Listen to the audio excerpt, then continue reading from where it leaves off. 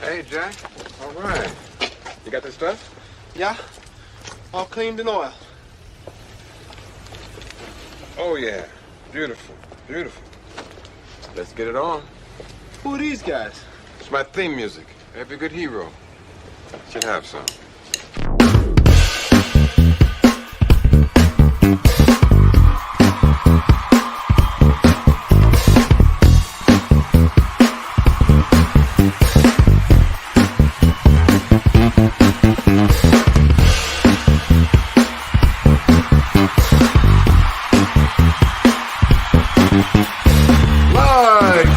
Missouri, the one, the only, Keith Moncrief.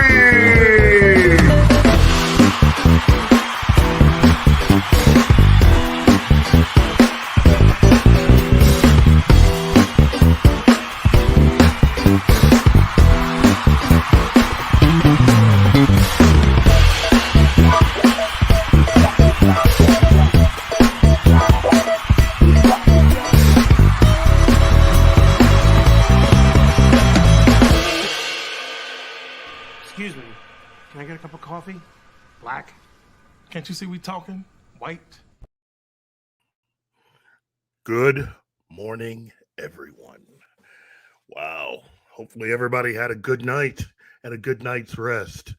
I'm your host, Keith, for Morning Coffee with Keith.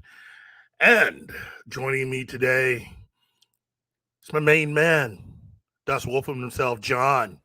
Hey, how's it going? And the other main man, my other right hand, Martin. Good morning. Hey, Keith and John, how are you today, my friends? Doing good. I'm good. I'm good. It's been an evening. It's been an evening. Been trying to catch up with a lot of the stuff that's been going on since really I've been away. And man, it's like watching a big old fashioned train wreck. Good morning, Penny. Lovely as always to hear from you. AF Watcher 88, salute Keith. I'll take it. We will begin with the cereals before getting to the big one, or rather big blue Boy Scout. Yeah, there are a few characters tied into this that had their premiere prior to the main man from Cleveland. Yep. Monkey Jeebus, hey, back to you. Wow. You guys are too kind. You guys have been in good hands. Joe's Atmosphere. Yes, I am back. Hey. Hopefully everybody's got their coffee and other things they like to imbibe in the morning. Yeah, I'm drinking cherry slushy caffeinated flavored water. Wow. Okay, you've gone out more on a limb than I have this morning because I'm just drinking regular water, ice cold water, but regular water for me this morning. I will get back eventually to the coffee and other things, and especially Fuel Up. Yep. Let's see. Monkey Jeebus asked, "Are we going to finish Babylon 5 Mondays?" You know what? I'm very interested in doing that, but that's not completely up to me. Okay. Let's see. Wolverine 66. Thank you. I'm happy to be back. Let's see. Andy Morrow. Hello to you. Wow, everybody's just popping out of the woodwork to say hello. I guess I have been missed. Yes, you have. Okay, everybody. Well. We are going to do an entire show this morning celebrating really DC Comics, or as they were originally known as National Comics. Let's see. Wait a minute. I do have my coffee, but sadly almost out. Have to get some around noon. And good morning, gentlemen and ladies. AF Watcher. It's always good. Just drink whatever you got on hand. That's drinkable. So, I gotta say, I guess you guys have figured it out. I am a lifelong comic book reader, and I have a special place in my heart for DC Comics. Those were just the comics that really captured my imagination. But again, I did have those particular Marvel comics that I really, really loved. Fantastic Four and the Avengers being at the top of that list for me. So, how about you guys? Well, I came into DC through Charlton. I mean, I was still reading DC, but I was a big Charlton Comics fan. I was reading, Captain Atom and Blue Beetle and Nightshade and Peacemaker and all those. And because those are the ones I'd always get off the rack, the spinner rack. Yeah. The DC Comics, that I love Justice Society and Justice League of America and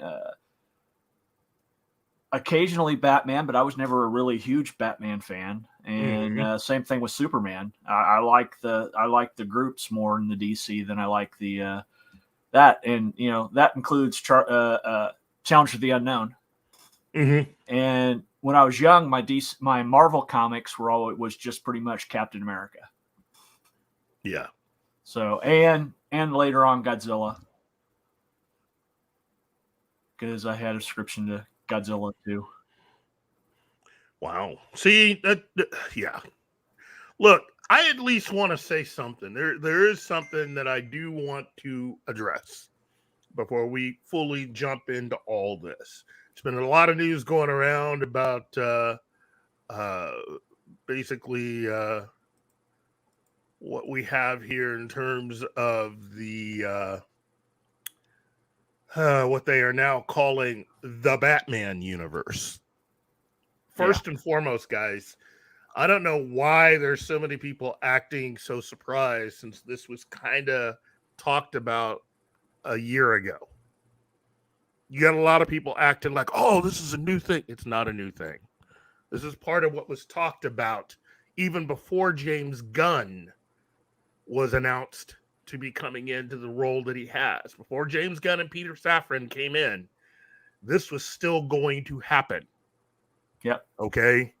So I really don't understand why so many people are acting about it. In fact, take whatever show you've been following, and if you go back a year ago, set your Wayback Machines to about November, definitely December of last year. You're gonna see a lot of that. So this is nothing new.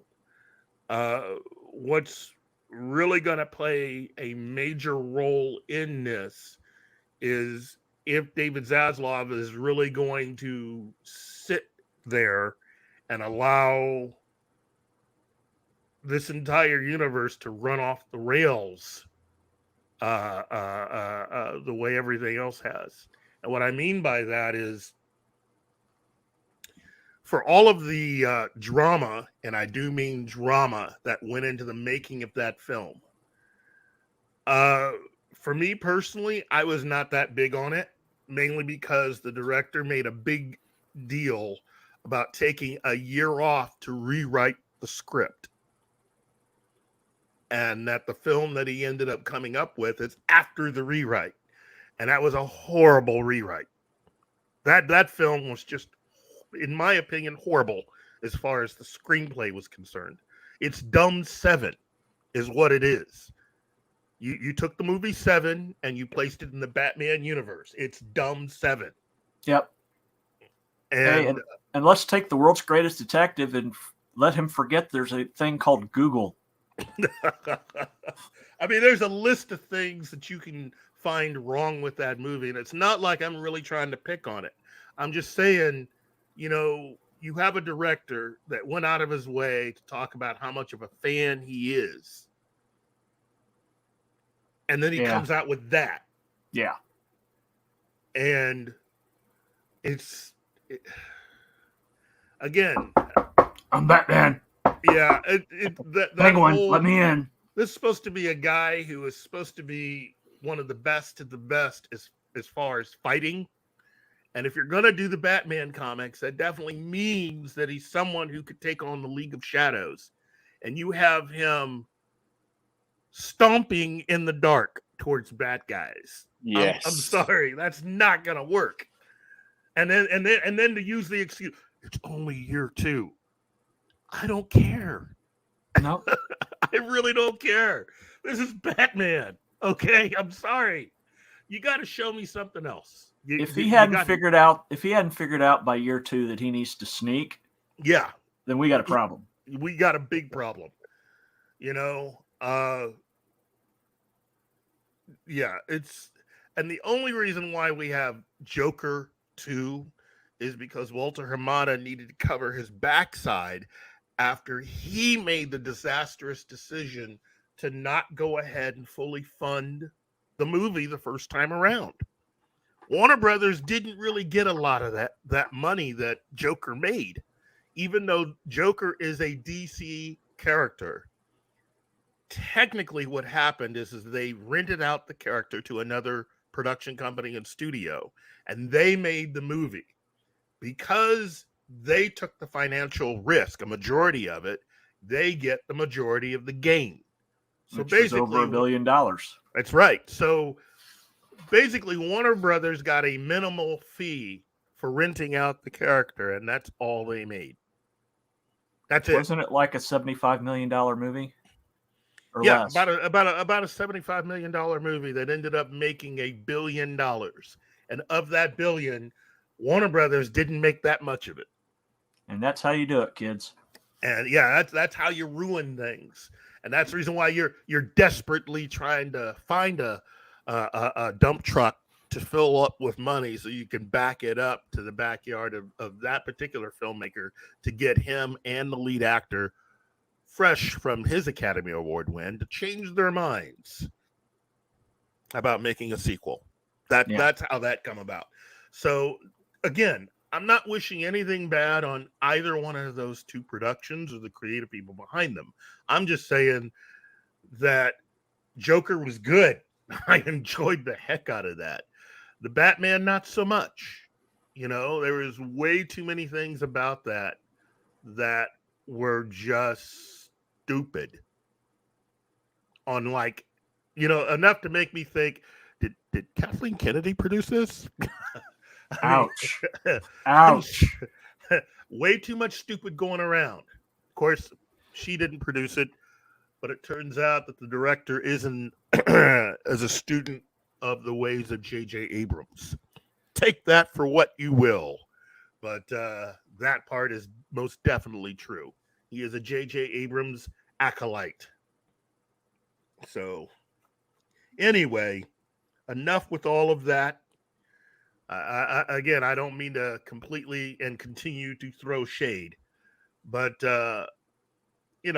we are closing in technically on the 100th centennial for DC Comics, and I think, wow, I mean that'll be here at least when you're my age, blink of an eye. But we are celebrating the 85th anniversary, and this is the 85th anniversary based on when the changeover to the name DC Comics happened, and counting that. Now, if you want to count it all the way back to National Comics, this is the 89th anniversary. Yeah. And if they're smart, they'll make a big deal out of 90 for next year. But, who knows what's going on with DC Comics nowadays. But, hey, at least DC can at least laugh a little bit about Marvel. Yeah. Anyway, we got a lot of people interacting here. So before we get into the main part of this, let's read some of these comments because, you guys are smart like that, and that's why I love you guys. Let's see. AF Watcher says, my DC gateway was Batman 89, and more importantly, Batman the Animated Series, especially the DCAU in general. That's not a bad way of coming in. For a lot of people, that was their gateway. Yeah. The thing about Warner Brothers that can truly be said as a detriment in owning DC is that unlike Marvel, they really are the kings of just bringing people in to do whatever they want with the characters, as long as they, as long as they pay whatever price necessary to be able to use those characters. They really do not care. Warner Brothers at that time didn't care. Now, Warner Brothers Discovery, which is the current version of that studio, is slightly different, because now you have it under the control of one person, David Zaslav, who can come in and just start slapping the mess out of people or firing people left and right, which is the kind of show I like to see, because some people definitely out there need that. But, again, I'm getting into personal views here, and I don't mean to make that the centerpiece of what we're doing today. And let's see, AF Watcher also says, thanks to a family friend, I am binging Jack Kirby's Fourth World. You are in for a treat. Yep. Jack Kirby, the man who, in my opinion, basically built Marvel Comics, also helped to provide a lot of really cool stuff for DC Comics. And that, to me, is the biggest one. Really, Jack Kirby's Fourth World is part of maybe three things that are holding DC Comics together right now. And if they were smart, they would go out and get themselves someone to just go ahead and make a Fourth World television series that would be on par with the kind of storytelling that you would see in Game of Thrones. Yeah. Let's see. AF also says, yep, Reeves' Batman, along with Joker, were arguably proto-Black Label Elseworld. Not originally, of course. The Batman was previous managers, carrots and sticks to calories. Yeah, well, you do what you got to do. I'm still one of those people that would love to have seen Ben Affleck's Batman film. Oh, yes. Yep. Everything I've read, and I'm not saying I've actually read the script. I cannot officially say that. I'm not going to officially say that. I'm just saying that given what Reeves did with that first movie, not even close to what was going to be a part of Ben Affleck's The Batman. His was going to be like, it was going to be The Raid, but in Arkham Asylum, right? Yes, but you were going to have lots of action sequences that would have gone even beyond everything we saw in Batman v Superman in the warehouse fight. Damn. Yeah. Look, this would have been like the John Wick of fight movies for superhero films. I don't care what version of BVS you saw. That fight that is the moment of that movie. Yeah. Oh, well, it's the best.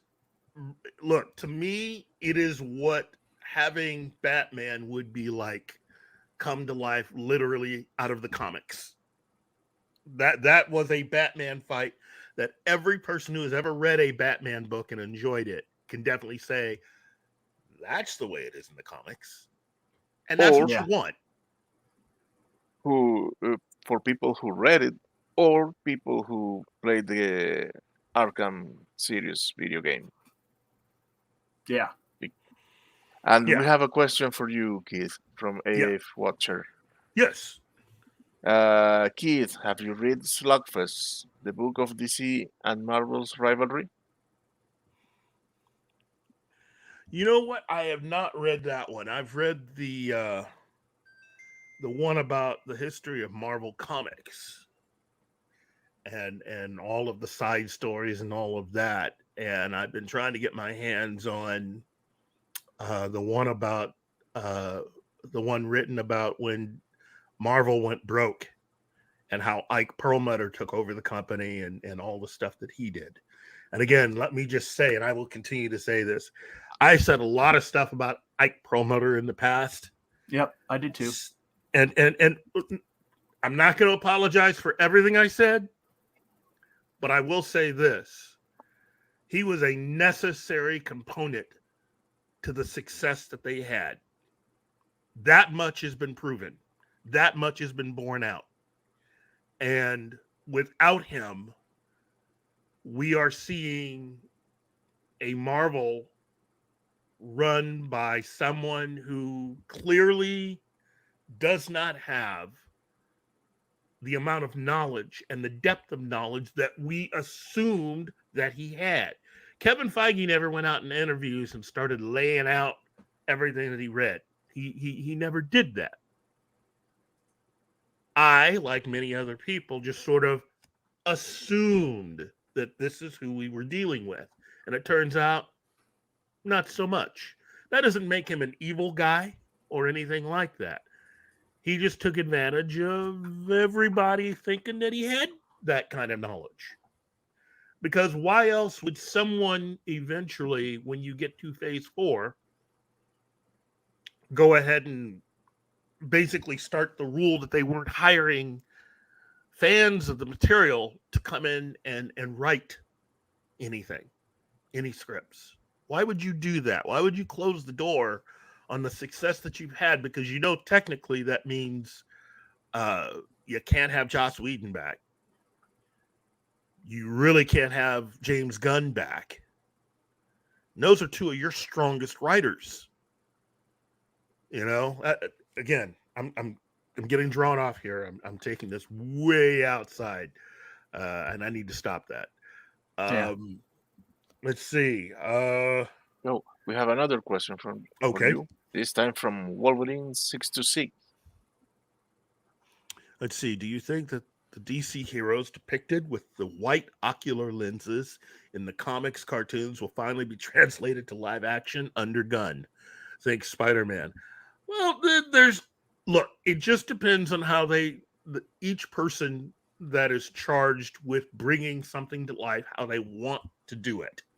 Okay? Well, in some cases, yellow. True. In some cases, yellow. There's many different ways that they can do this. I just want to say that for my part, I just want the scripts to be very, very, very, very good. I just want the scripts to be good. I want the cast to be people that have the ability to be able to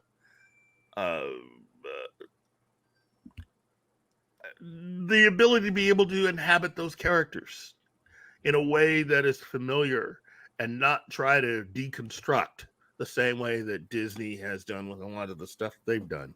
So, you know, that's it. Let's see. And as far as James Gunn goes, I still have to say this. You guys do realize that he doesn't have that much time. No. You know, his contract was only for 2 years. So no matter what, everything he has will have to be poured into Superman Legacy. Everything. And this writer's strike didn't help him. Yeah, now the writer's strike may actually help him keep his job for a little bit longer. He might be able to argue, and his lawyers might be able to successfully argue that due to the writer's strike that he needed at least a little more time. And again, I am hoping that all the writers, especially the ones that I know, will be served by whatever outcome comes from the end of this strike. I hope they will get what they want out of it. But I'm not sure about what's going to happen in the immediate aftermath once they're done. You know, I think some people might end up losing their jobs. And I don't know if everything's going to be all right once we come out the other side of this. A lot of projects are going to come out. A lot more people will probably lose their jobs. And because we're going to be able to see what a lot of this stuff actually is. I mean, again, don't forget, we still have the Marvels to come. And from what I'm hearing, Disney is going to be putting out Echo. The rumor I heard is they're going to try to put the whole thing out in one day. Yep, that's what they're going to do. They're Yeah. going to pull a Netflix and dump it all on streaming service. Good luck. Wow. Notice. They're putting all that time into those two properties when we have no idea when they're going to get around to Alpha Flight. Yeah. Let alone get around to the MCU version of the X-Men. You know, we're hearing rumors about who's been cast for Fantastic Four, and so far, if what I'm hearing is true, I'm digging it. Matt Smith, Well, Vanessa Kirby, come on. Still not enough for me. It's close, but not enough. Close may be all we get, because I'm telling you right now, until they do a full-on purge of Marvel, whoever they get still may have to work within the confines and what we had over the last few years. Remember, Phase 4 didn't just happen in a vacuum. This is pretty much every movie they had in Phase 4 was a failure, which is the reason why they went over into Phase 5 so quickly. Remember, we should still be in Phase 4 right now. According to the original plan that Kevin Feige had put out there, we should still be in Phase 4 right now. Yeah, because Phase 4 is supposed to run to 2024. Yep. So I can't tell you what's going on over there, but it's not according to plan. No. But Matt Smith, I'm still wondering why Matt Smith has anything to do with Disney after the way they treated him with Star Wars. Yeah. He still got paid, but he got completely cut out of that movie. And I'm sure Kathleen Kennedy will come up with an excuse, but her timing was bad because they ended up cutting out an actor who would be a part of one of the biggest shows coming out. Yeah. Which is House of the Dragon. Yep. So I'm saying you got to be careful. Anyway, let's see. D-Bud Martin, morning. Good morning, D-Bud Martin. Wow, everybody just seems to be coming out and saying stuff. But look, let's get to the heart of what we want to talk about today. I've delayed long enough.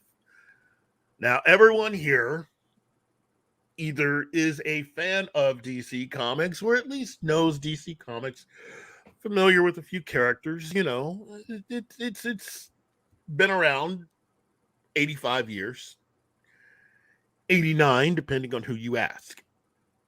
And in the beginning, what you had was comics prior to that were really just reprints of comic strips that had already been printed in newspapers. And so early comic books were really taking those particular comic strips and just putting them in booklet form. Okay. And Malcolm Wheeler Nicholson came up with a rather smart idea. He just said, hey, what if we just did new stuff instead of selling people all the stuff they've already seen in the newspaper? We create brand new stories and adventures using all these characters. Thus, Malcolm Wheeler Nicholson is the father of modern comics.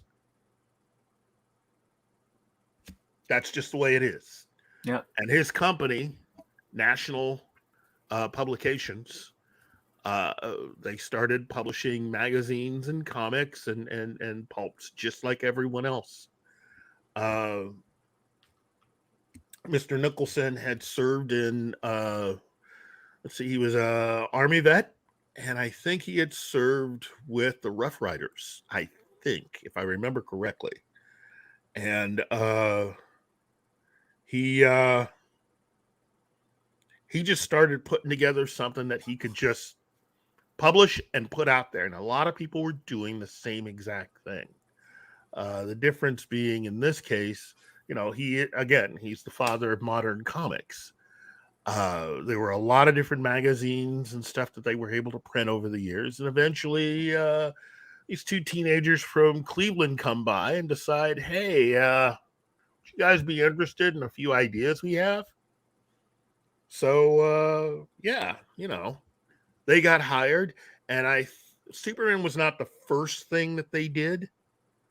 I think the first character that they sold was Slam Bradley, I think, if I remember correctly, followed very closely by Dr. Occult and Superman. Yeah. And Superman really was their attempt. And I know this is kind of controversial with some people, but you have to understand, I'm telling you based on what they've written and their interviews, what they thought. Superman was really their attempt at doing something science fiction. And remember, in the 1930s, the biggest genre, kind of like nowadays, how the biggest genre with anybody between the ages of 12 and 25 is anything related to anime and manga. Yep. Well, science fiction was big with that age group in the 1930s. Not sci-fi, science fiction. Okay? So you had these two teenagers come in, big fans of science fiction, and Superman was their attempt at doing something slightly different, creating a hero with a science fiction genre or milieu. Yeah, this was the era of Buck Rogers and Flash Gordon. Mm-hmm. And so creating Superman was kind of different, because now you're creating a science fiction hero that is not your traditional science fiction hero, even though he showed shades of being more like John Carter, because the original version of Superman didn't fly. Nope. He leapt. You get people going, well, that's not Superman. Oh, it's Superman, all right. That's part of his history. That's how he came in. And that leaping ability is exactly what was recognizable about the character John Carter. And so the cape and tights and everything and the fact that he, if you look at it, him being born on another planet and coming to Earth, that's John Carter in reverse is really what they did. If you think about it. Yeah. I mean, that's not to put anything down or anyone down or, take away from anything, but that's exactly what they did with that character. And it was a huge success. Kids ate it up, and they just couldn't keep the comics or any merchandise on sale. I mean, on out there to sell. It was flying off the shelves. And that one comic and character changed comic books from that point on. Everybody else is playing catch up automatically. And even what eventually became Marvel had to find a way of competing. Everybody started creating their own superheroes within just a few weeks of Superman's debut. And again, those stories are pretty basic. He wasn't out really fighting a lot of cosmic beings and beasts. A lot of his initial quote unquote bad guys were really just humans that were just being bad. Yeah. And that kind of became somewhat of an issue, something that they eventually had to change. And so they had to create supervillains to offset some of the complaints that were coming in, because Superman was busy beating up evil landlords and men who like to abuse their wives and politicians who were evil and stuff like that. Yeah. You can just say politicians and not being redundant. By the way, we have a super sticker from Dennis Munchausen. Wow. And what's the sticker? It's the with the coffee. Yes. Wow. You know, Darius, thank you so very much. You are way too kind. I really do appreciate you and all that you've done since I've started doing this. Most definitely. Um, let's see. I got a Oh, video for him. yeah. For that, you get the head, the tail, the whole damn thing.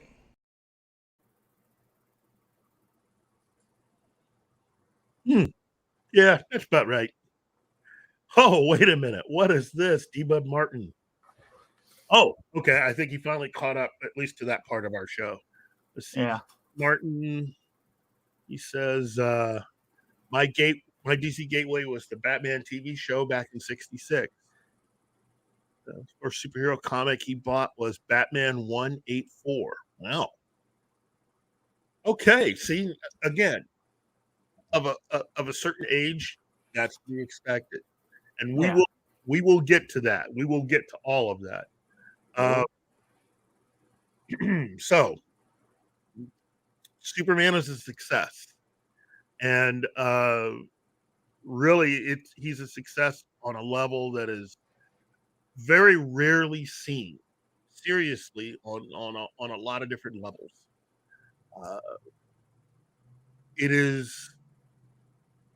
It is pretty hard nowadays to fathom how popular that character was. But if you take the biggest thing out there right now, that's pretty much how big Superman was in by 1939. Yeah. And all throughout 1938. I mean, Superman owned 1938. He owned it. And that just continued to be the way things were on through to 1939, which in and of itself was a big year, mainly because it would see the debut of Batman. And in that one, what you had was a guy who had worked on the Spirit and found a way of making a deal with that's Bob Kane. Found a way of making a deal with DC Comics to see if see if he could create a character, because he was really interested in how much they were paying for Superman, and he wanted to make the same thing. It's a lot of money real quick. So they gave him until that Monday. He makes the deal. It's Friday, and he was to have a fully fledged and fleshed out Batman story by Monday. He couldn't make it work.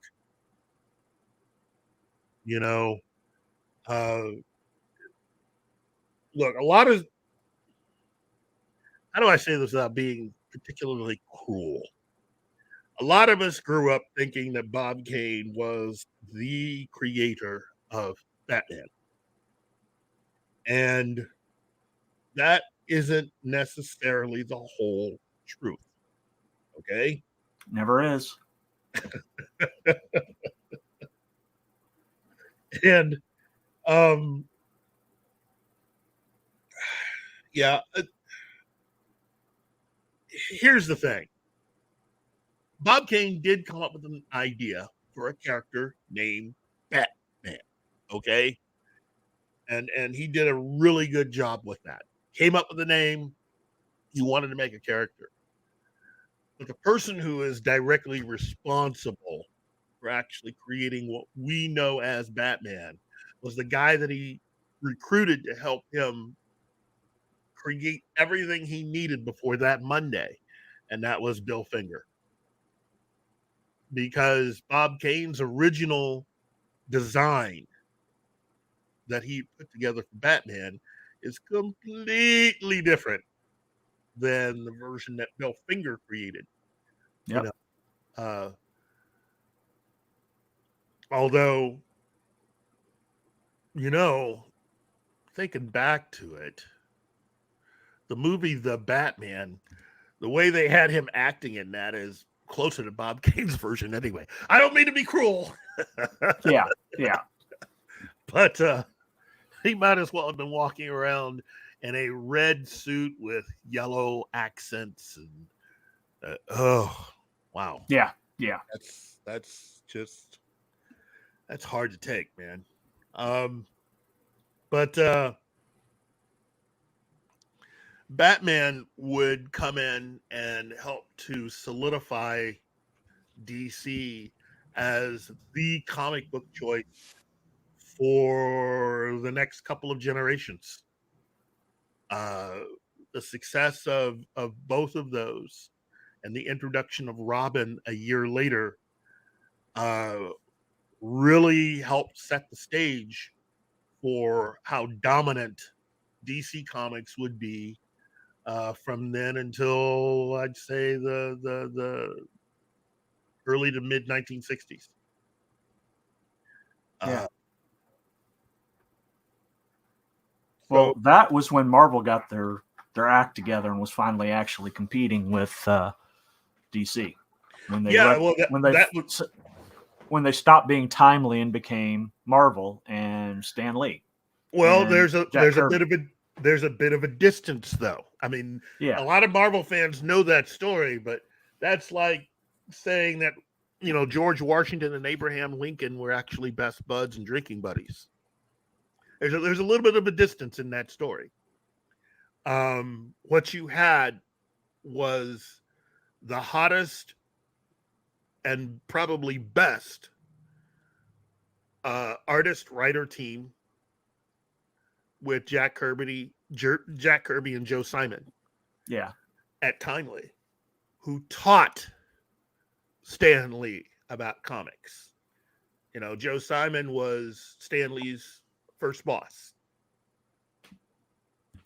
And in the years after that, after mysteriously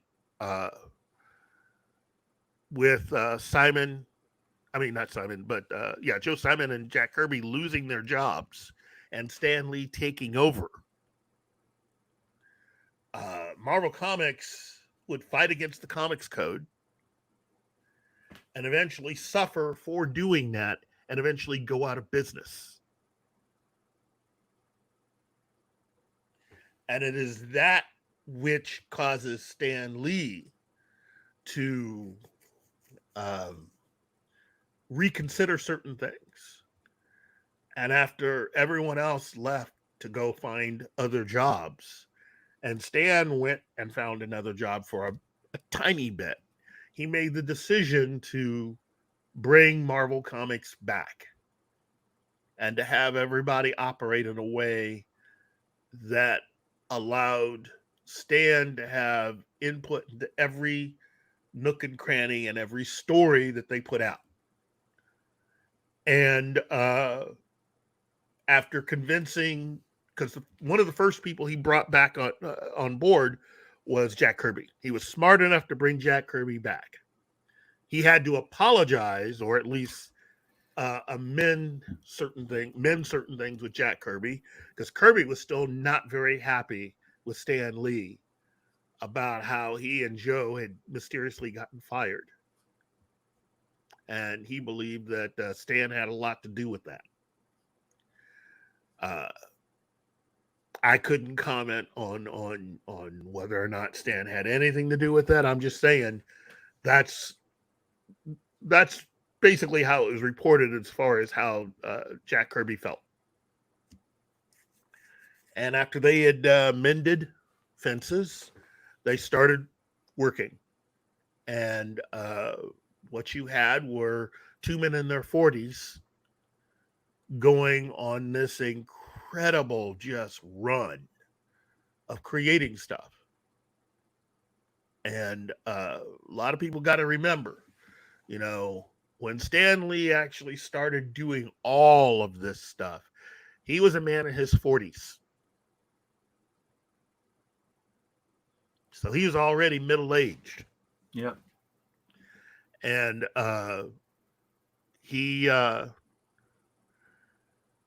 Stan had a particular idea of how things should run, and Jack had an idea of how they should run, and they both just took that and ran with it and created Marvel Comics.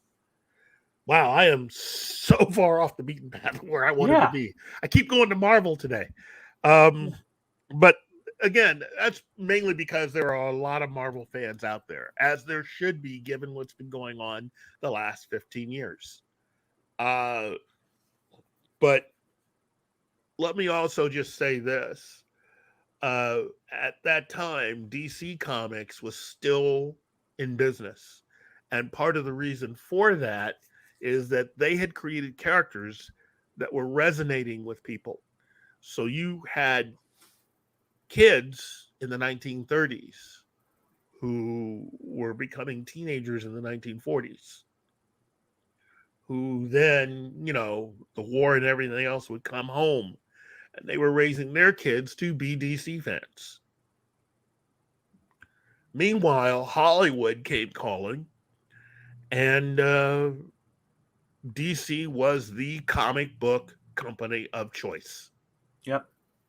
And so you had films made, starting with Superman, and the very first Superman, Kirk Allen.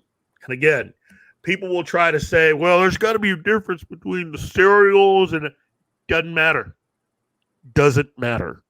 Well, The first Superman is Kirk Allen, and people Yeah. got to deal with that. Okay? There's a reason why, and the reason why I keep saying that is because Richard Donner felt the same way. and the first Batman was Lewis Wilson. That's right. Whose son would go on, his son and his grandsons work on all the James Bond films. Oh, I'm sorry. He doesn't just work, he's been the producer on the James Bond films ever since his stepdad got full control of making the movies. Albert Broccoli. Yeah. Broccoli. Sorry, Broccoli. Albert Broccoli. And so he's got a half sister, Barbara.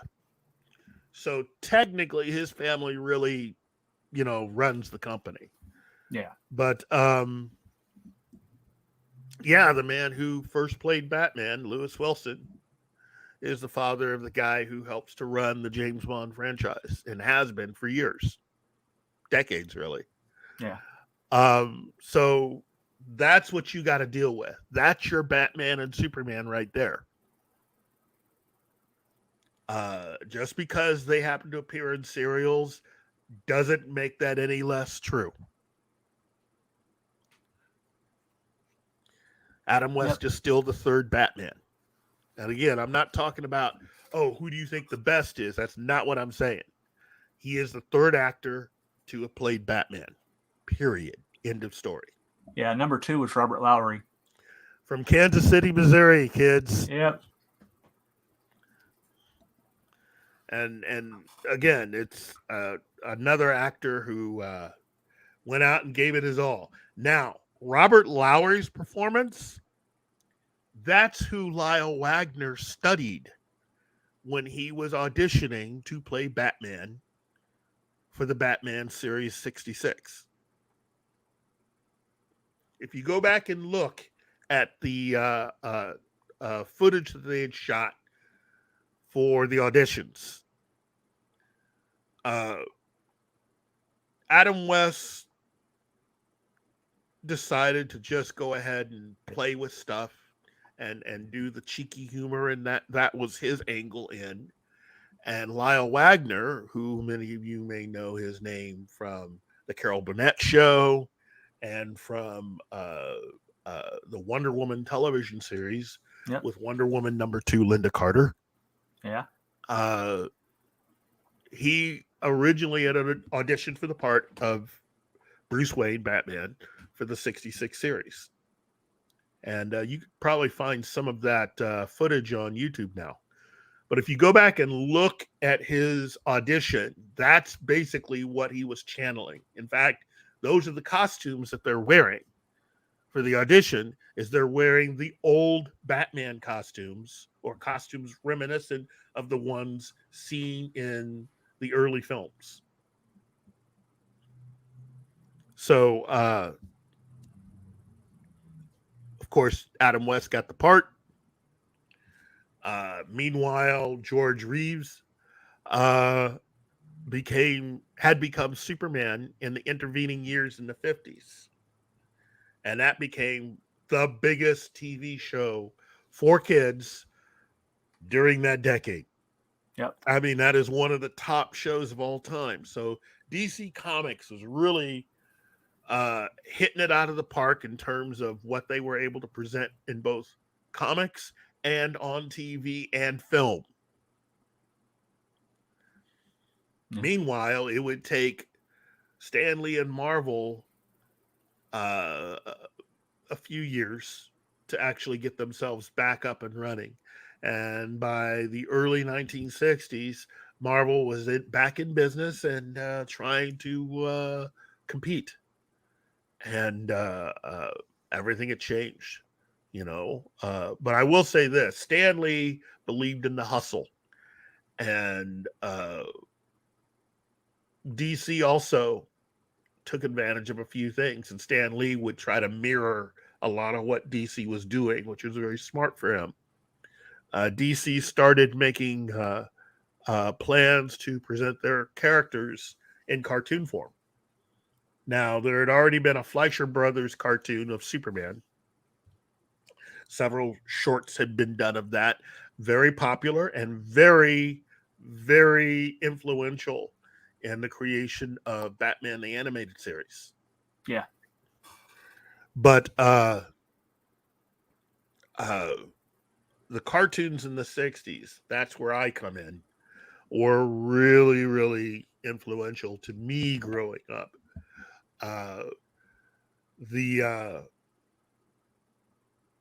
The animated Superman cartoons, which utilize many of the voices from the original Superman radio show. And, of course, the Batman cartoon, Aquaman, Justice League, Teen Titans, all of that came into the 60s. And all of those did well for themselves. But it was the Batman television series in 1966 that was just like that shot, heard around fandom. And that show just took off. And it is hard not to find anybody of at least my generation that never watched or wasn't into that show at one point or another. That show was just amazing. Hold on now. Do we have enough time to... that we're getting close to our break here? Yeah, we still got about 3 minutes. Okay. So what you had was, in this case, a television series by William Dozier, who came in and wanted to use Batman as the basis of a live action series. And he went ahead and got Bob Kane, Bill Finger, and basically the entire group of creators who had started out with Batman in the 1940s and worked on him into the 50s. He got them working with them on the Batman 66 show. And it's why I keep telling people, the thing about Batman 66, the secret sauce to that is that Batman 66 is actually the Batman of the 1950s. Yep. That's really the secret to that show. That's the reason why Batman and Robin act the way they do. If you really want to think of it this way, what if Batman and Robin had fallen asleep, say, about 1950-51, and got reawakened in the early 1960s? Yeah. Well,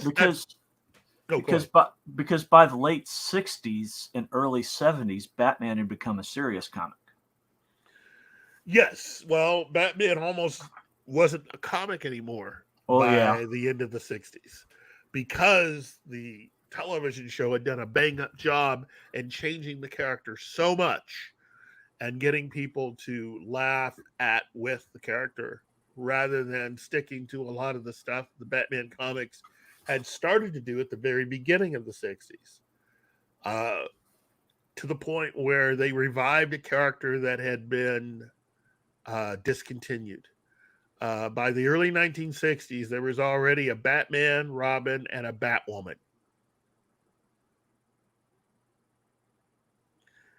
They originally started out with Batgirl and discontinued the character, only to bring her back in conjunction with William Dozier and the Batman 66 series.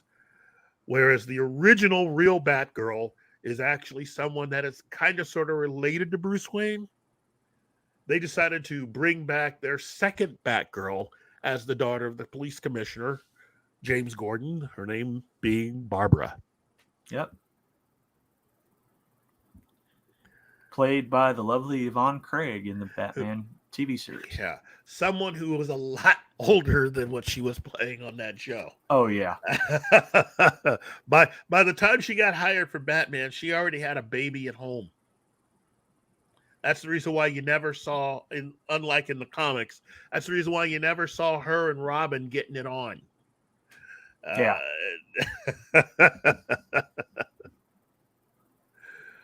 Okay, I think we're ready to hit the break time. Yeah. Hopefully everybody's enjoying themselves. So we will see you on the other end of this break. Hi guys, this is Gary from Pop Culture Minefield here on KGRA, and we're leaving for our first break. I hope we survive. Did you know 75% of Americans are chronically dehydrated? If you struggle with focus, run low on energy, or when it's time to finally sleep, you simply can't, this can all be linked to dehydration, and Fuel Up has the answer. Our proprietary formula contains the finest cellular hydration with the strongest immune-enhancing natural ingredients. The Fuel Up system is made up of 3 different incredibly tasting varieties. Wake kickstarts your day with a jolt of caffeine. Play boosts focus while hydrating your cells. Rest not only helps you relax, but also rejuvenates your cells while you sleep. Here's what our clients have to say. I really don't miss my coffee, and you can tell the difference. So I'm going to take it for the energy.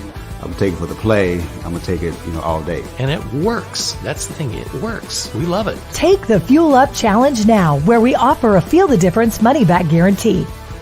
Fuel Up for life.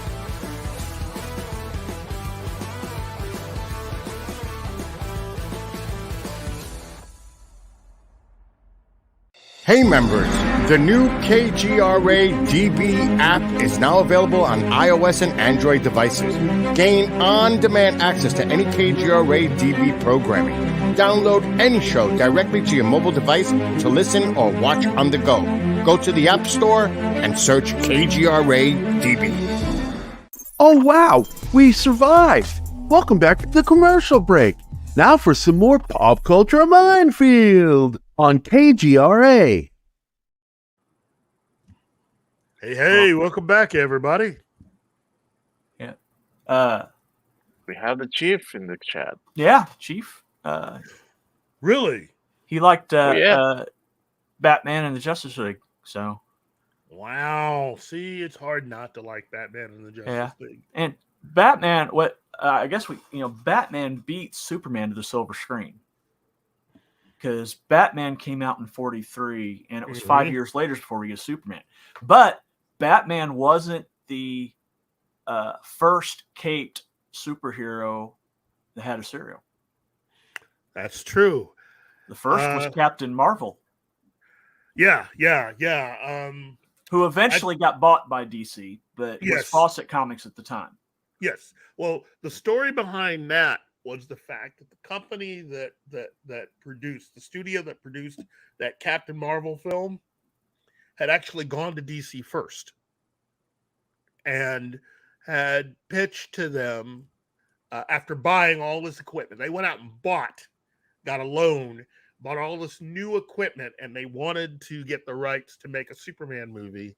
And National at the time wanted to hold out for a major studio to come calling.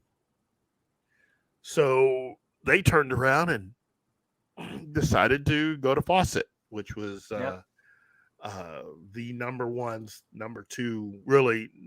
competitor to Superman comics as far as sales out there. And Fawcett said sure. And so the first comic book superhero movie made starred Captain Marvel. Yep. Followed immediately by Spy Smasher. Mm-hmm. Of course, now, do you know the name of the first non-superhero DC character to get a movie? Hop Hannigan? That's a good guess. It's actually Blackhawk. Blackhawk. I didn't think Blackhawk was till 52. Nope. And wasn't he Quality Comics at the time?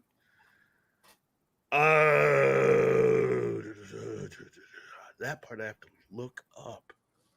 But I remember it was played by the same actor who played Superman. Oh. He just went on a tear. And you're right, Wolverine 626. Fleischer Superman did come out before the first Batman serial. Very influential. You know, people were, look, you were surrounded by Superman by then, okay? Yeah. You could either read them in the comic strips in the newspapers. You could pick up the comics. You could listen to the radio show. Or you could go and watch either a serial or a cartoon short before the serial. But Superman was everywhere. Everywhere. Whew. Actually, I can't find the year when he was sold, but Quality did sell to National before they were DC. So it was definitely before the changeover to DC. And they kept only 4 of Quality Comics titles around: Black Hawk, GI Combat, Heartthrobs, and Robin Hood Tales. Wow. See? Now, Heartthrobs lasted for 100 issues, but Robin Hood only lasted for 8 before they canceled it. So he had a short run. Wow. But they would eventually bring back like Plastic Man and a few others. Plastic Man. Yeah, Plastic Man, according to Batman himself, Plastic Man is the most dangerous person with powers. How come? How come? Well, he's a jokey character, right? Yeah, if he got serious. That's exactly what Batman said. If he ever got serious and realized what he could truly do, because you're talking about somebody that could become anything. Anything. Yep. That makes him dangerous, because if you tried to, like, for instance, there's no way you can block him out of very many places. Nope. He could come in either as someone's suitcase or their shoes or a hat or the pen in their pocket. Yeah. Or the clothes on their back. Or even the clothes on their back. Batman he's at a loss when it comes to figuring out how to take on Eel O'Brien. Yeah. That's the one guy that can defeat Batman. Oh, not defeat him. He just says he's dangerous, and the only thing that keeps him from being the top of the list dangerous is that his jokey nature and his need to please other people. But if he ever lost that, look out. If he ever got serious and wanted to kill all the other heroes and villains, he could do it. Let's see. Only have a few. Let's see. Darius Munchausen. Wow. Yeah, I agree, Darius. King Kirby is the GOAT. Yep. And Penny asked, do we have clips of Lyle Wagner? Oh, I wish I did. I don't have any queued up, but you can find all of those clips I was talking about on YouTube. Just go to Lyle Wagner Batman audition on YouTube. And then Wolverine 626. Let's see. He says the first 2 seasons of George Reeves' Superman were really good. After the series went to color, it went downhill to a degree. The tone drastically changed. Well, yeah, I think what it was the fact that they felt the need to ease up a little bit as far as the amount of violence that they had on their shows in front of the kids. Now, again, let me just state this. For those of us living right now, it's all G-rated stuff, but you're talking the 1950s. And I think the thinking was, it's one thing to have people have violent sort of stuff when you're watching Westerns, because people don't actually dress like that. You can't ride a horse here, there, and wherever else. But in having a show that is set during, at that time, modern day with a guy that flies, you have people that are dressed like people of the period. And so what you're doing is you're showing them committing violence. And even though it is against Superman, so many kids were either had Superman t-shirts or, tried to be Superman by tying blankets and stuff around their necks. It just made for an unfortunate possible situation. So I think they wanted to avoid a lot of that going into season 3. Oh yeah, there we go. That's a clip right there.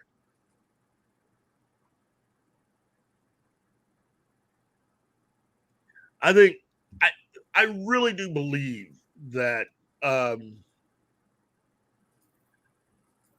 loved Adam West, but I really do There it is. that cool.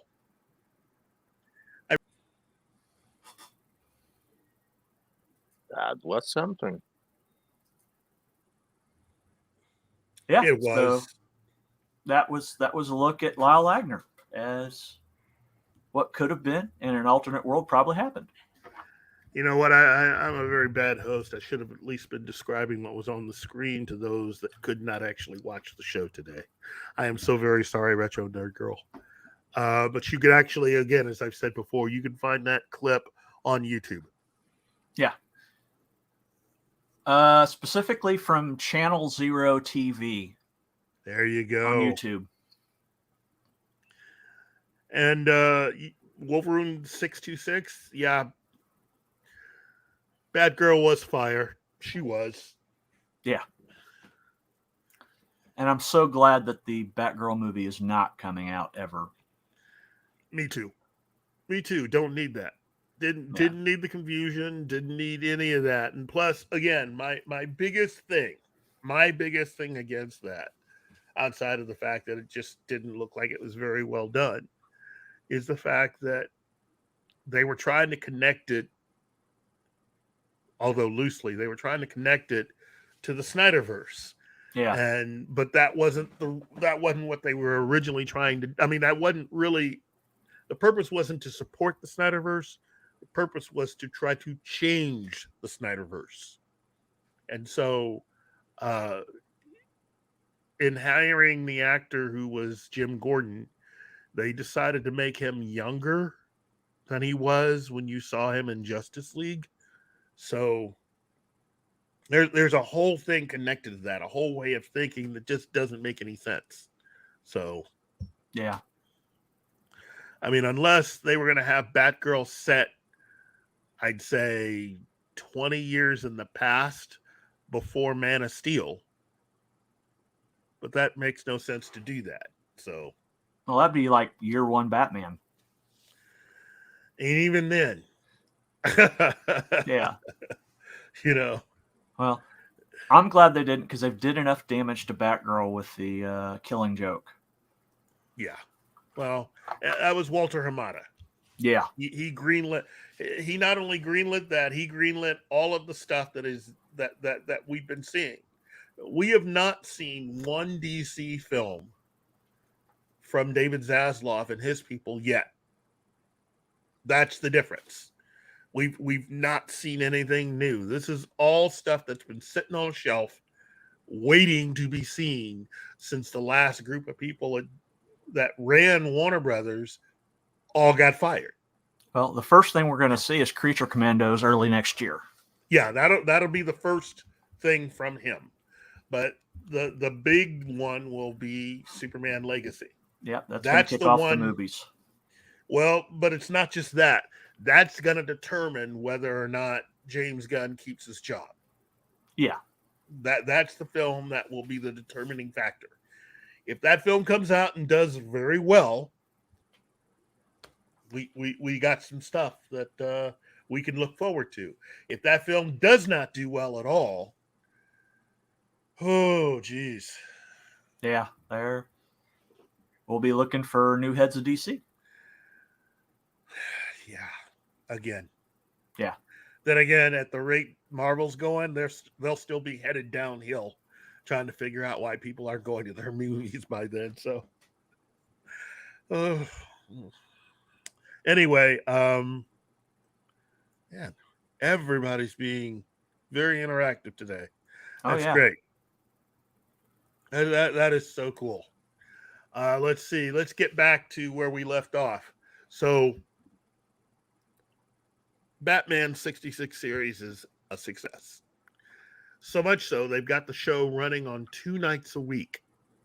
Okay?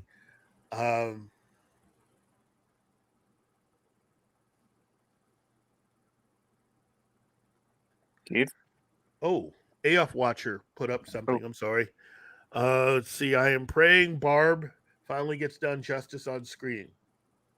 And fingers crossed for Legacy, especially after watching Miss Maisel and Pearl.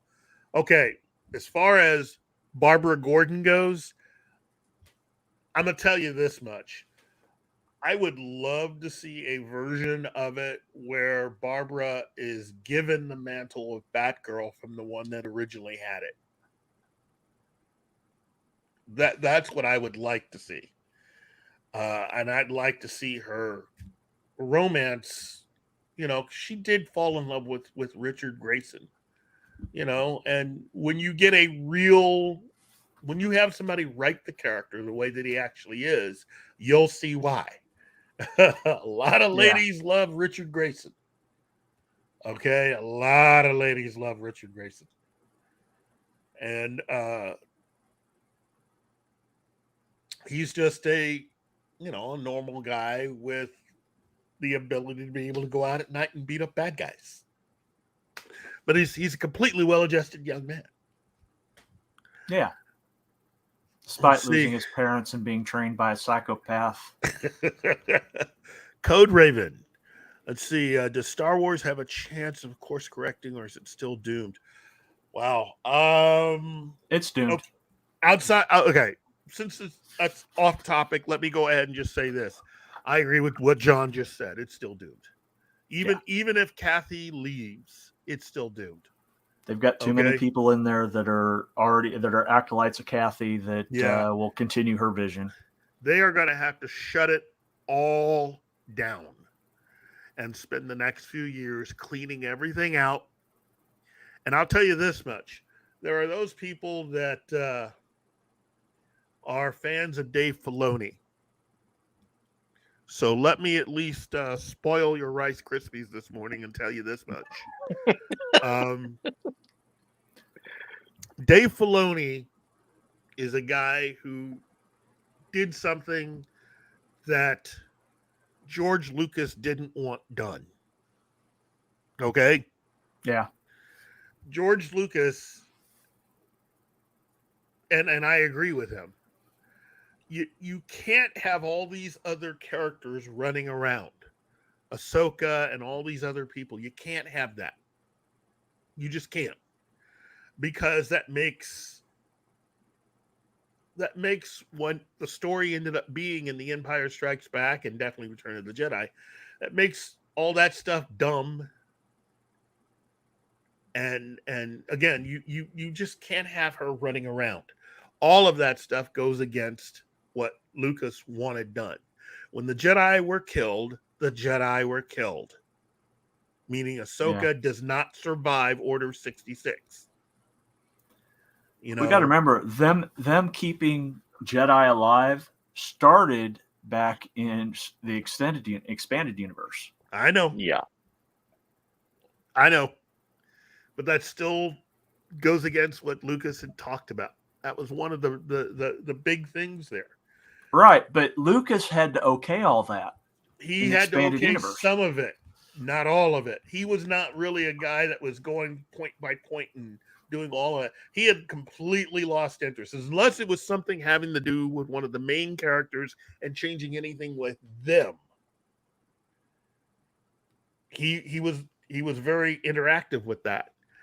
But a lot of that stuff, he's had time to go through things. He's had time to really think about things. And the Ahsoka stuff is just, it's not exactly where he wanted to end up. And I think if Lucas were brought back to run Lucasfilm until they could find someone else, he would undo a lot of that stuff. Yeah. I mean, the first thing I think he would do is every single project not currently in production would be completely undone.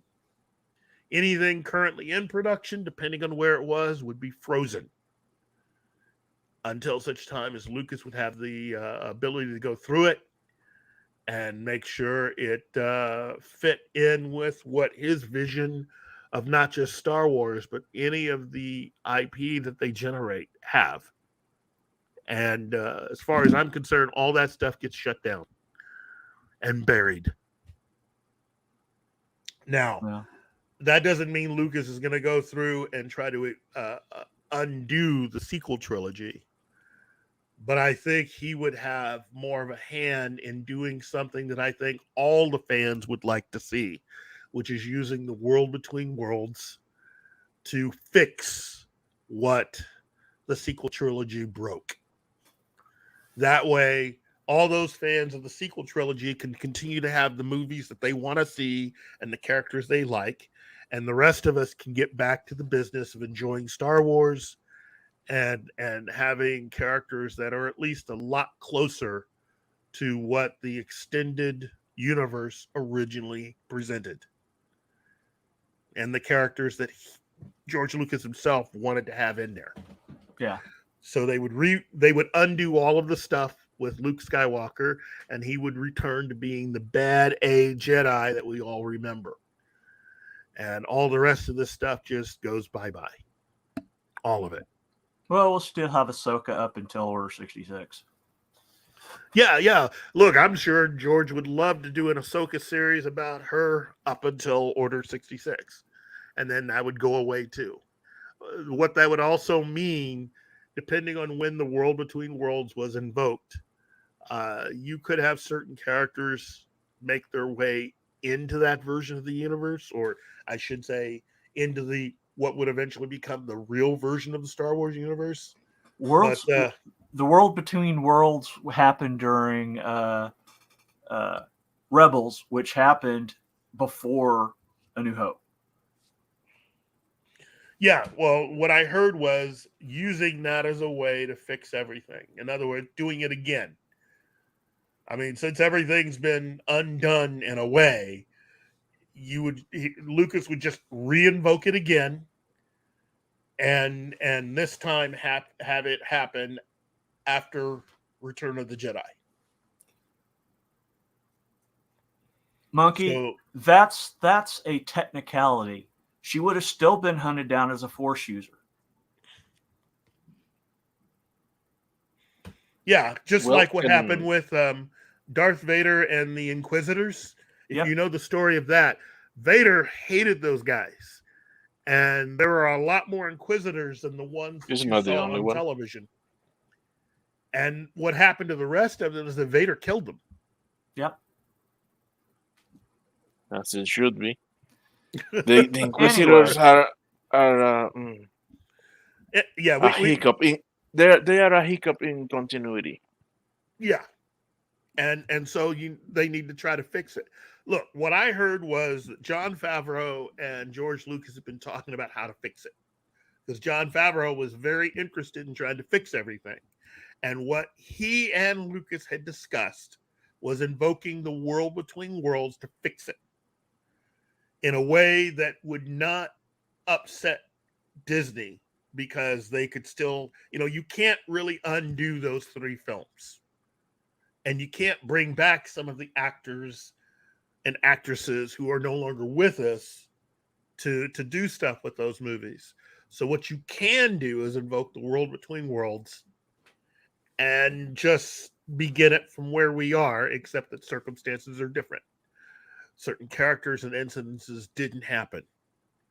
And with that, go ahead. As much as I love the original characters and everything, I think it's a bad idea to use the word between words to quote unquote fix things, because that opens a floodgate, creates a precedent that would bring in the future things that we may come to regret. I would say what I would do is don't talk about this sequel trilogy anymore and move the history 1 or 2,000 years in the future. Mm-hmm. There is that. All about this era. Yeah, there is that. The only reason why I would invoke the world between worlds, and the reason why Lucas could get away with it, is that he would re-solidify his standing, first of all, as a creator. This is one of my pet peeves, really, overall. There seems to be this feeling that people think that their opinions and stuff should be counted as just as important as anything the creator of a particular IP has done. If we start going down that road of doing that, which is what a lot of studios and a lot of the corporate entertainment culture want to do, what you open yourself up to is a lot of what has been making us mad up to this point. I keep saying George Lucas is still alive. He's not somebody off in the corner. He is still alive. He is able to say stuff for himself. And for anyone that doesn't like what he has to say, you are more than welcome to create your own universe and your own characters. Yeah. Well, we need to get back to DC because we haven't even left the 60s yet. Well, then let me wrap this up with the time we have left. Let me go back real quick to the serial era. And I looked it up, and Black Hawk came out in 52. Okay. So he was after Batman and Superman. Yes, he was. My original question was, what was the first non-superhero? Oh, yeah. I thought you said Black Hawk was the first non-superhero, but that would have been like Hap Harrigan and Congo Bill. Oh, well, then I was wrong. Sorry. No. I'm sorry. I did not know that. Yeah. So sorry, I had to look all this stuff up. I didn't know it either. No, that's why you are here, John. That's why you and Martin are here. Okay. I screw up so much. You guys really do make me look good. I mean, seriously, you guys really do make me look good. Because I'm a complete mess. Yeah. Well, after the Batman 66 movie, it was 12 years before we got Superman. And there wasn't anything in the intervening time.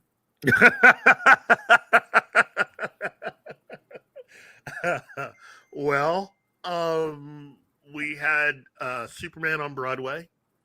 And I meant on the silver screen. Oh, on the silver screen. Okay. Because I thought we were talking about films. Films and television. This is the power of DC. On TV, they actually had William Dozier had attempted a Wonder Woman television series. Yeah, with Kathy Lee Crosby in 78. or 74? No. As part of the collection for the Batman 66 series, they released the full pilot episode of the Wonder Woman from William Dozier at Sika 1967-68. And you can find the full thing. Yeah, you can find the full thing. She lives with her mom in an apartment, and she's Wonder Woman. It's a whole thing. Again, it's from the same mind that gave us Batman 66. So by the early 1970s, I'd say 73, that's when you had the Wonder Woman movie. And that was Kathy Lee Crosby who did that, being a blonde Wonder Woman. And that her and her jumpsuit, which was inspired by an actual jumpsuit used by Wonder Woman in the comics. But that movie didn't do so well. People who actually saw it when it was broadcast didn't like it. The ratings were awful. So in one of the best examples of listening to the fans, the producers of that film retooled everything. They were able to get ABC to give them more time and a little more money, and they came back the following year with another pilot, this time starring Linda Carter as a more traditional Wonder Woman that you've seen in the comics. And that Lyle Wagner as Steve Trevor. Yep.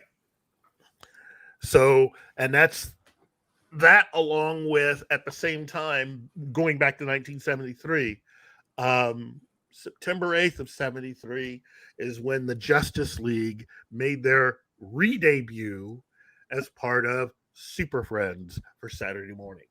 Yeah, that's... And the Hall of Justice. That's all. That was all. Before that, you had...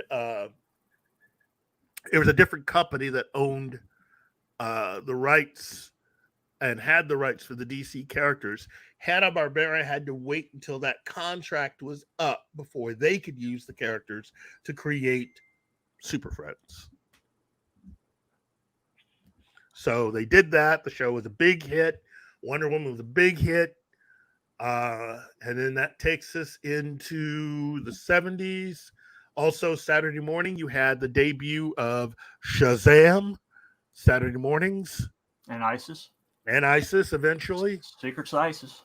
And then I'd say within 2 to 3 years after that, we had Richard Donner's Superman, which had a cameo appearance by the original Superman himself in the movie. That was the big Easter egg, that if you are a Superman fan, you know where he's at. And so that... No wonder I couldn't find it. It wasn't called Wonder Woman. It's called Who's Afraid of Diana Prince. Oh. Okay. You got it? All right. Sorry. Yeah, continue. Okay. I just had to find it. I'm like, that was bugging me that I didn't know that.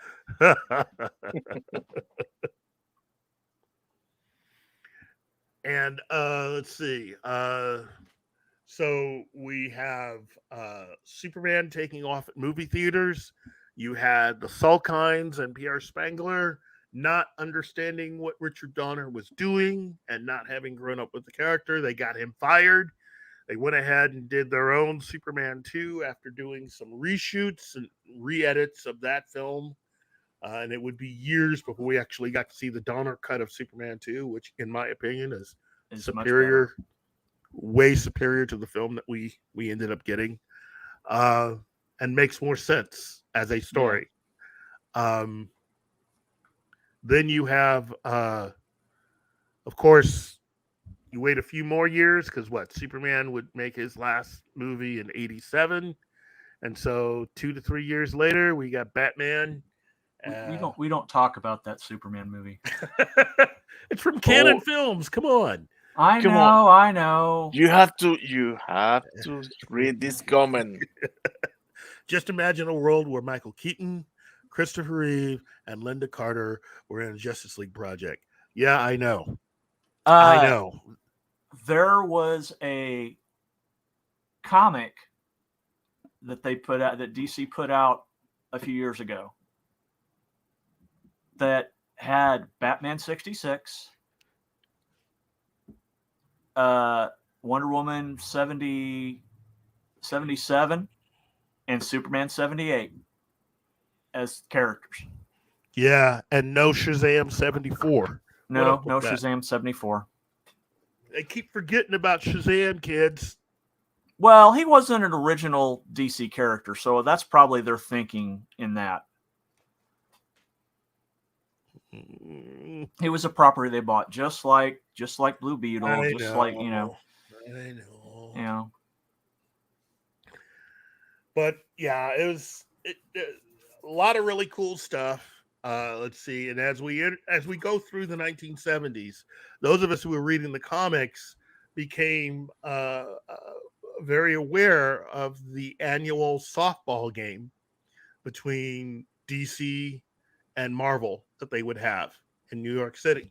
Yeah, they met every year for about 5 or 6 years. They had an annual softball game between both companies.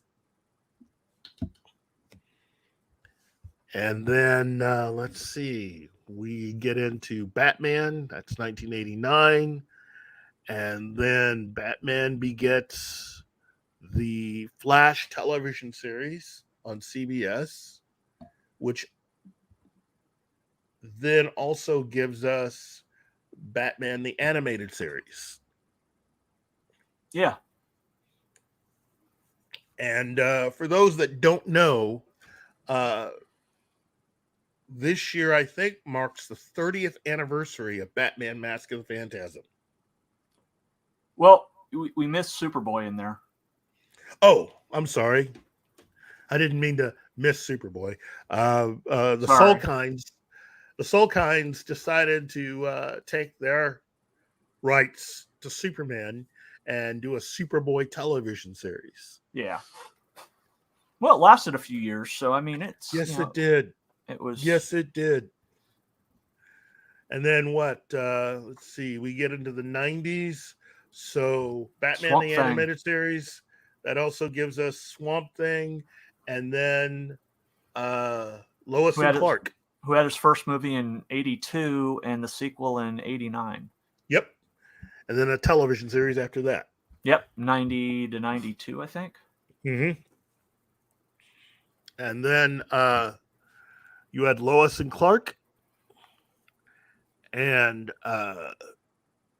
then you also had a string of Batman sequel films. And we forgot about Supergirl, too. And Supergirl. I'm Helen sorry, Slater. Helen Slater. Yes. Yep. And then also from the Soul Kinds. And then you also had I'm trying to do all this off memory. So Lois and Clark. We had Smallville, and that wasn't until 2001, though. Yeah. Smallville, and then you also had the Justice League animated series. Yeah, that's all. I consider that all part of the Batman animated series universe because they all sprung from Batman the animated series. It was the same animators, it was the same creators, and but it is also a. Thank you, Monkey Jeeves. But it's also an alternate universe. That version of Justice League, especially with the first cartoon that they did, all of that is alternate universe. Yeah. Because Barry Allen is the original Flash. Not Wally West. And not Wally West. Actually, Jay Garrick's the original Flash, but we won't quibble. Well, he's the original Flash. He's the original Flash with the Justice Society. Yeah. But I'm a bigger fan of the Justice Society than I am Justice League. It'd be so cool to see a movie of that.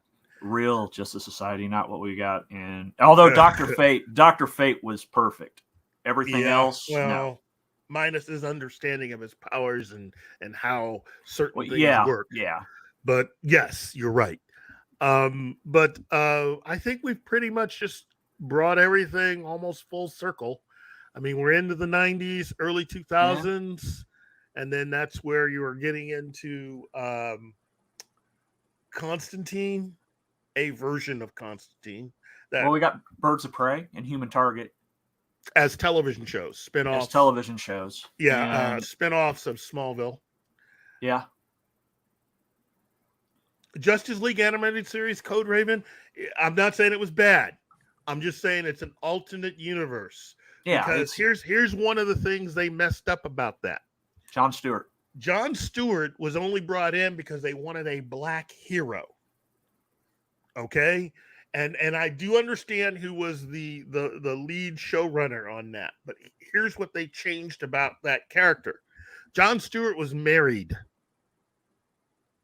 A lot of people who only know the animated Justice League series who try to get into the comics are thrown off by that. There's a whole story with the character that is really, really cool, but they gloss over or at least forget about all that stuff. He's a married character, and who he's married to is also part of the story. Wolverine 626 is right. Birds of Prey wasn't a spinoff of Smallville. Smallville had one spinoff pilot done, and that was Aquaman. Yep. Starring I forgot the actor's name. Hartley. Right? Starring Justin Hartley. Yeah. I couldn't remember his first name. Well, Justin Hartley's a good actor. I mean, he would eventually become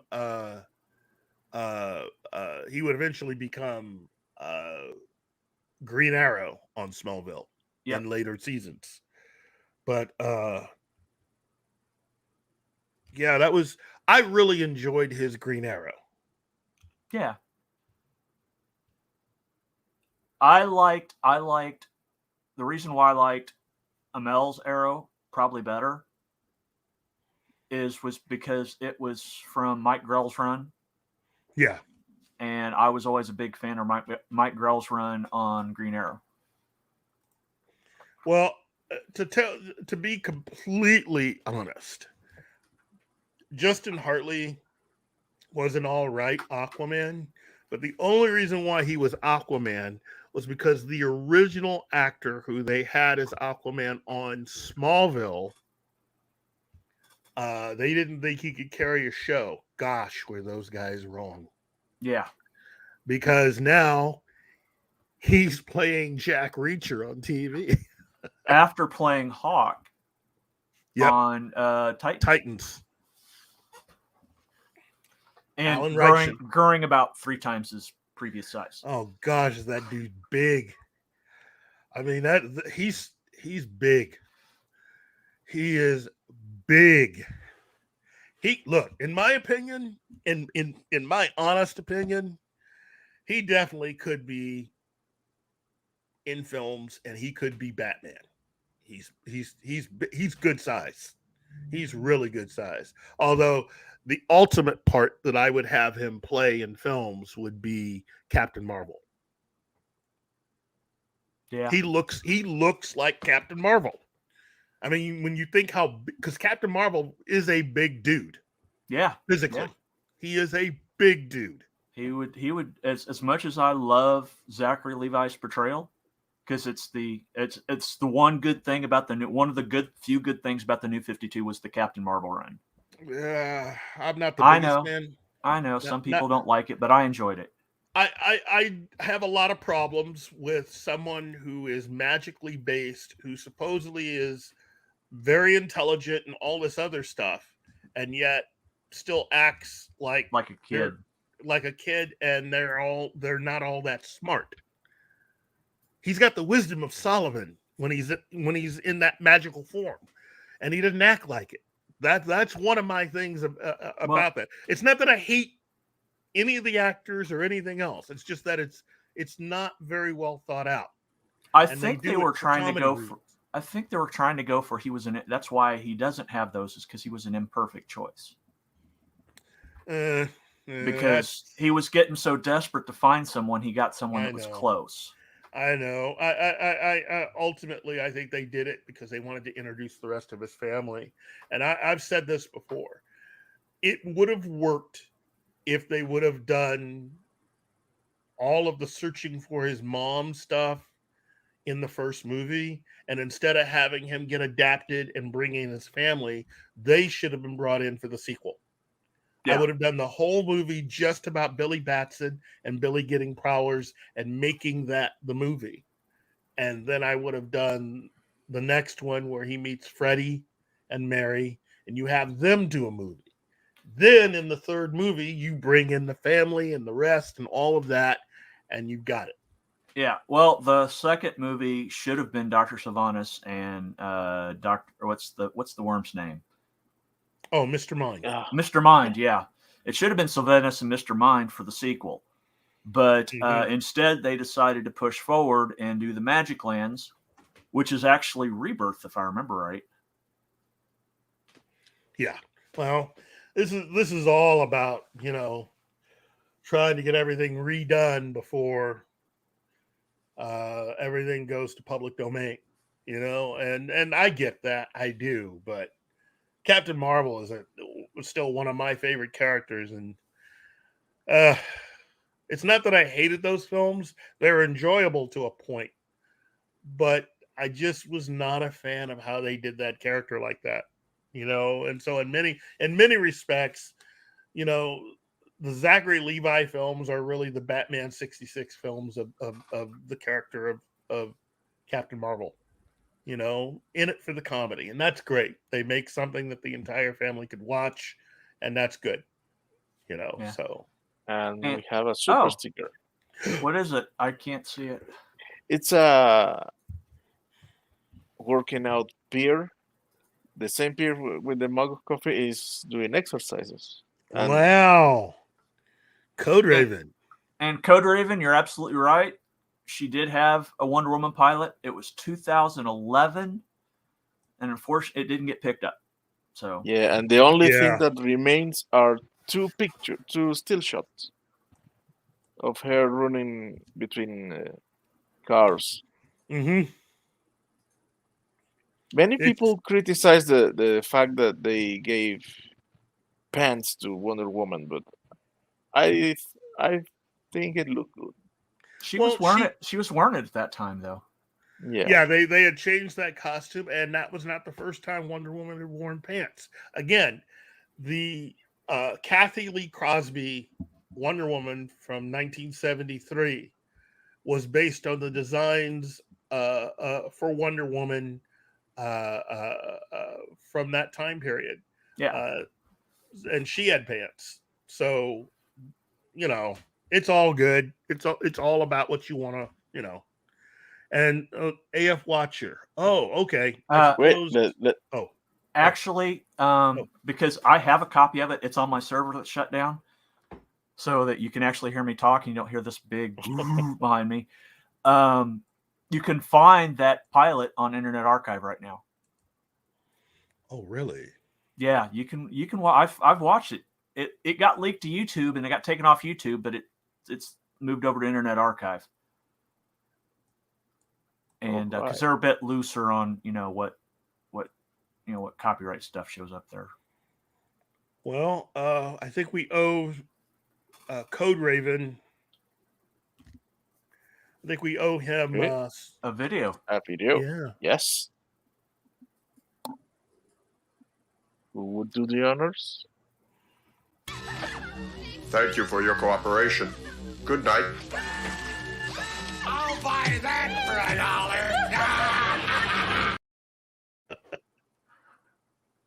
$1. Oh, wow. And thank you again, Code Raven. I agree. It's a little too silly for a character that should be a little wiser. Yeah. If you enjoy it, I'm happy for you. I really did enjoy the fact that they were at least trying to make something that families could watch, and I'm always for that. There's a lot of DC stuff that I think would be really cool for families. There's a lot of DC stuff that, for whatever reason, hey Bush McFadden, how you doing? There's a lot of stuff that that they don't even really dive into. I still think that the Metal Men would be an incredible film. It would. Oh It's yeah. a lot of fun to watch that, and that other characters that they have, like the Demon really Dead Man. Dead Man would be an incredibly fun television series because it's really a magical version of Quantum Leap. Is really what it is. Oh yeah. It's just magic instead of science, and that would be a lot of fun. So yeah, the if I and you'll agree with me with this because we've talked about it before. If I could pitch James Gunn something, I would pitch him a Challenger to the Unknown series. Oh heck yes! Oh heck yes! That should have been one of the earliest, easiest ideas because it's a slam dunk. It is a slam dunk.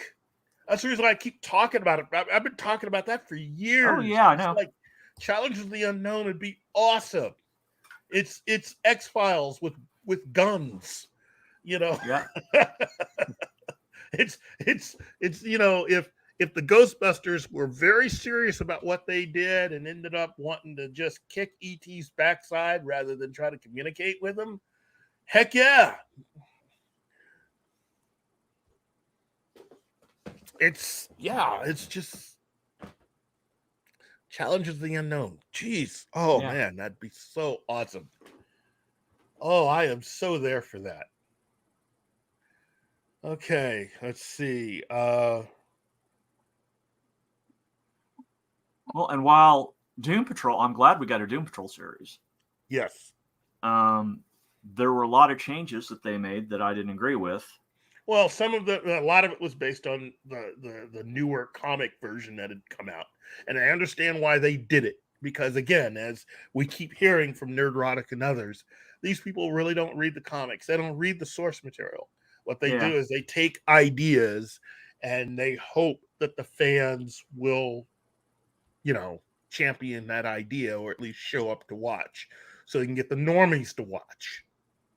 That's the trick.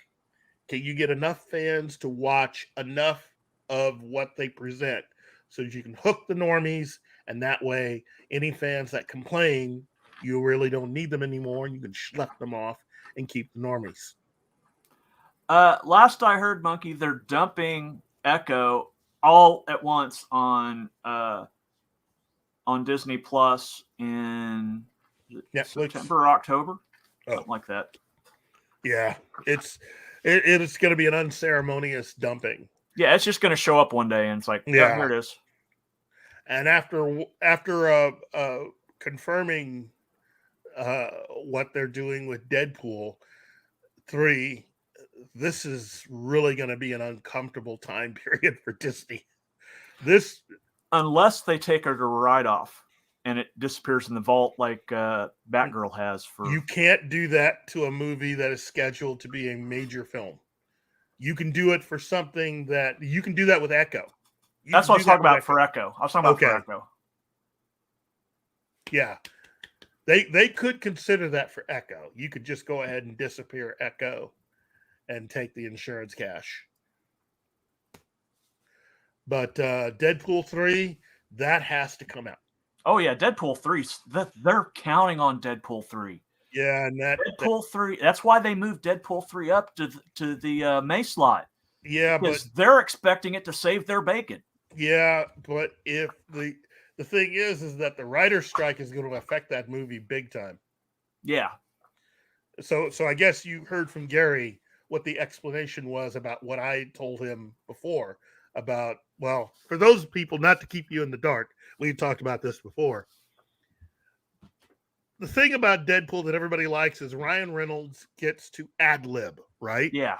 Well, Yeah. because he is a writer of the script of the movie, he cannot ad-lib for the film. As long as the strike's going on. As long as the strike is going on. So, you got three choices, really, everybody. They can go ahead and postpone the movie and wait. They can continue filming and hope that the strike gets called sooner rather than later. Or Yeah. they can just try to film the whole thing and put it out as is. Which I don't want to see. I hate to be the bearer of bad news because I myself was looking forward to this movie until I found out that they put restrictions on it. So, yeah, that's just ridiculous. It is, but it is what it is. Here's hoping the strike ends soon. You know, and hoping that the actors don't go on strike on top of it. Oh no, they're supposed to go next week if although they did vote to extend it by a week, so at least there's some hope. You know, there's possibly some wiggle room, but yeah, I wish everybody would just take 6 months off to reconsider their positions and allow Deadpool 3 to finish doing what they need to do. Well, the thing is, it's really just the one sticking point at this point for the writer's strike. Because they've already caved for the Directors Guild on the streaming residuals. So that really won't be a sticking point for the writers at this point. What's being a sticking point is the guaranteed employment by the writers. And having X amount of writers in every production. Yeah.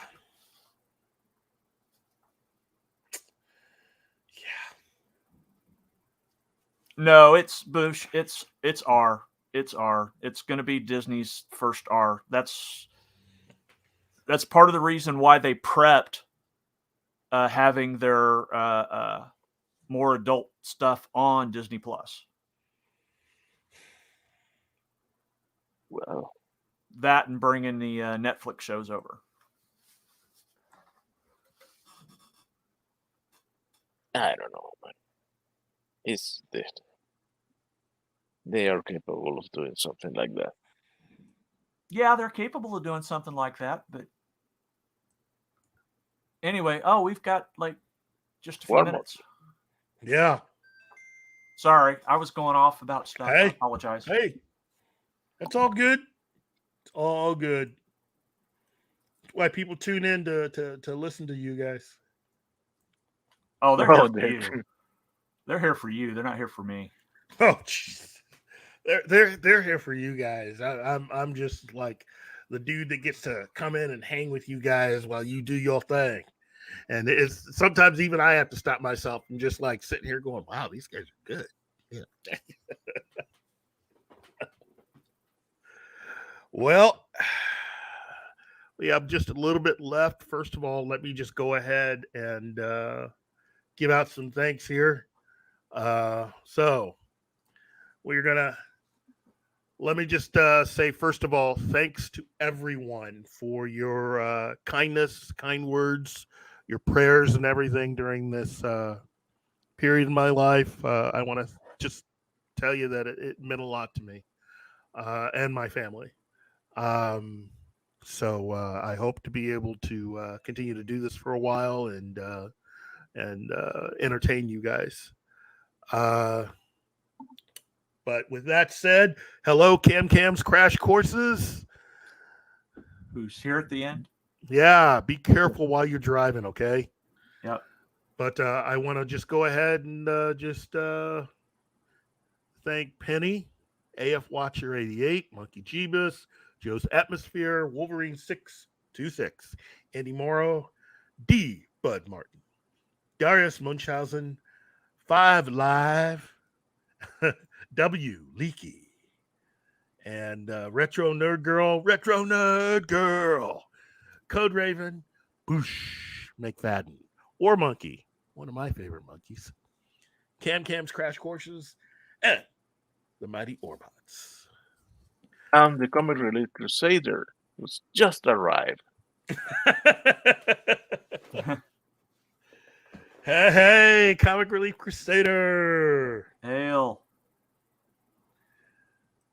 You rock. You know that, right? You rock. But seriously, though, I want to thank everybody. I want to thank Martine. And of course, John, you guys truly are some rockin' dudes. These guys know what they're doing. Seriously. And Comic Relief, don't worry, buddy. Don't worry. I like having you, even though you came in towards the end. But rules are rules. Yeah. So for everyone here at Pop Culture Minefield, of course, Gary and the rest of the crew, I would just like to thank you for allowing us to be a part of your morning. And please